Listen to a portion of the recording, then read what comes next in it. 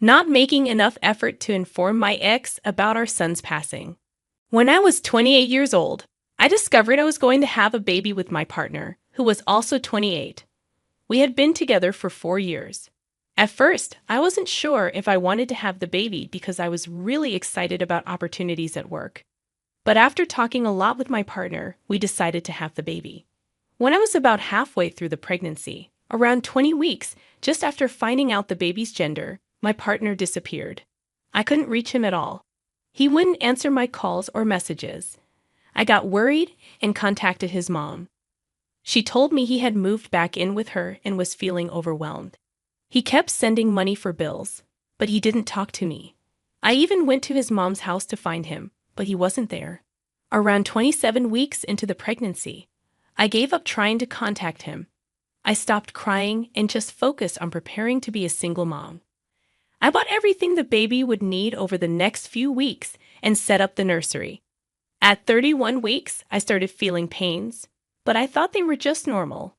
Just before I was 32 weeks pregnant, my water broke, and I went into labor. The baby was born very quickly and had to go to the neonatal intensive care unit, NICU. I tried calling and messaging my ex and his mom, but they didn't respond. Less than a week later, my son passed away because he was born too early and had complications. I tried reaching out to my ex and his mom again, leaving messages, but still got no response. The following weeks felt like a blur. With the support of my parents, we arranged the funeral for our son. Despite their efforts, we couldn't get in touch with my ex or his mother. I kept trying to reach out, but there was no response. I figured they might have blocked me, but by then, I didn't really care. I was devastated. The funeral came and went, a mix of beauty and heartbreak. Afterward, I stopped trying to contact them. I told my family to do the same. I just couldn't handle it anymore. About 5 months after our son was born and passed away, my ex suddenly showed up.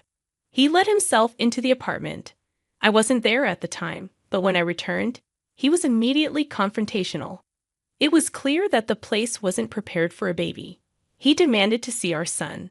I couldn't hold it together anymore and explained what had happened. I had never seen him so filled with sadness and anger. He stormed out, slamming the door behind him. Within 30 minutes, I received an angry call from my ex's mother, followed by messages from his siblings and other relatives. They were furious that I hadn't informed them about such a serious matter.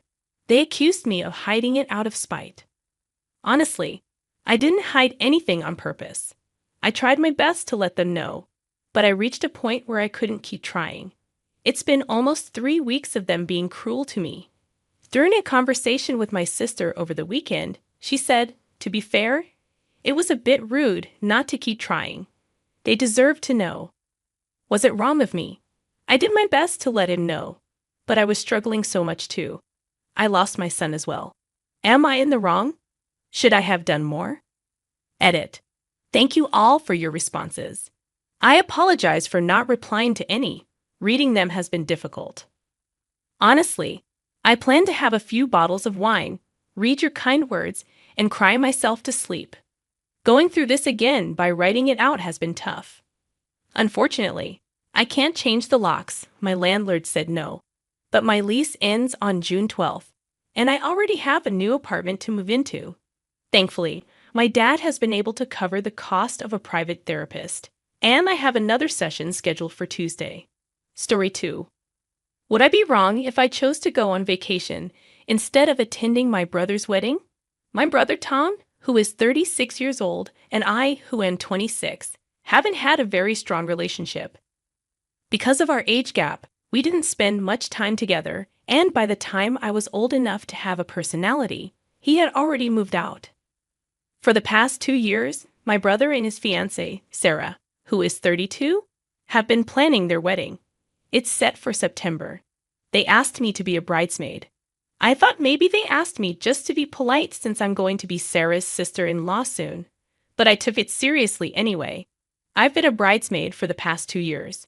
Just a few weeks ago, I finally managed to save enough money to buy the $800 bridesmaid dress. Altogether, in the past 2 years, I've spent thousands of dollars on things like group outings, parties, dinners, lunches, clothes, and so on. Over time, all the girls in the wedding and I became really close, and I started to get excited for the wedding. Recently, Sarah became close with her brother's wife, Becky, who is 30. Last week, Sarah told me that she no longer wants me to be a bridesmaid and that she would prefer Becky to take my place. Would I be in the wrong if I decided to go on vacation to Miami instead of attending my brother's wedding?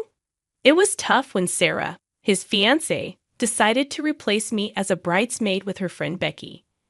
I went to pick up the dress I had bought, hoping to return it since it was still within the return period. But Sarah was shocked when I suggested returning the dress, saying Becky would wear it since we were the same size. I said okay, but asked to be reimbursed the $800 for it. Sarah said Becky couldn't afford it and suggested I let her use it for free and keep it afterward. I explained that I couldn't just give away the dress, especially since I wouldn't use it again. After arguing back and forth, I ended up taking the dress and leaving. My brother and Sarah then suggested I could be an assistant flower girl, which felt insulting. When I declined, they offered Becky could give me $250 for it, which I also refused. In the end, I returned the dress and got a full refund.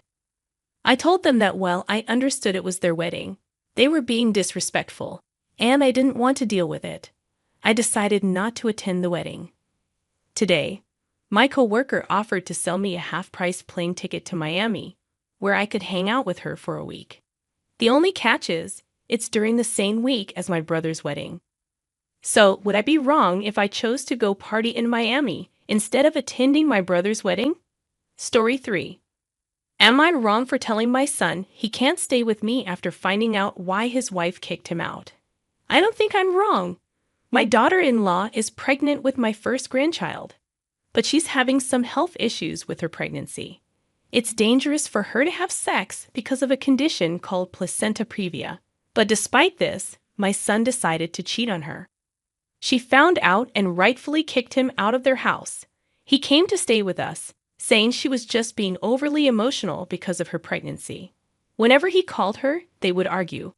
After a few days, we suggested he go back and see if things calmed down. Her mom was there with her, so we weren't too worried.